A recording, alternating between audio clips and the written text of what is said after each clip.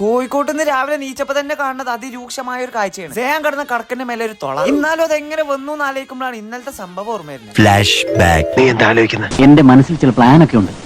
ഇപ്പോഴാണ് എന്താ സംഭവിച്ചെന്നുള്ളതിനൊരു ക്ലാരിഫിക്കേഷൻ കിട്ടിയത്. പിന്നെ അങ്ങനെ ഒരു കുളിയൊക്കെ പാസ്സാക്കിട്ട് നമ്മളല്ലോ ഹംക്കാനറിഞ്ഞു. അവിടുന്ന് നമ്മൾ ലൈറ്റ് ആയിട്ട് പൊറാട്ടി മുട്ട റോസ്റ്റും കയറ്റി ഡോർമെട്രിക്കിന് തിരിച്ചു വന്ന് നമ്മൾ ബാഗും സാമാനങ്ങളൊക്കെ എടുത്തു. കൂട്ടത്തിൽ തന്ത സേനയോണ്ട് തന്നെ ഓനെ കൊണ്ട് ഓട്ടോഗ്രാഫി ഡീപിച്ചിന് പൊലിവാണ്. ഞാൻ ആരോ ഏട്ടാ.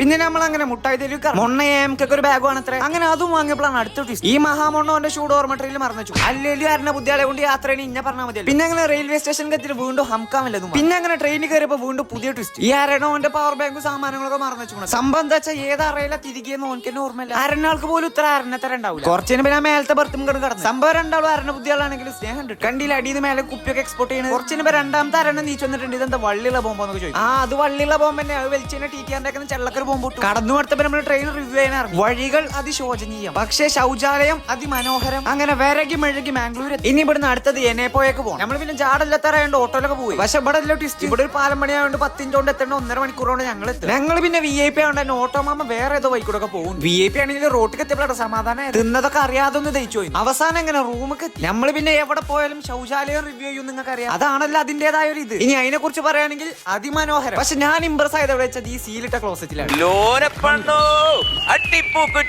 അങ്ങനെ ഫ്രഷ് ആയിട്ട് പിന്നെ പുറത്തേക്ക് ഇറങ്ങാന്ന് കരുതി.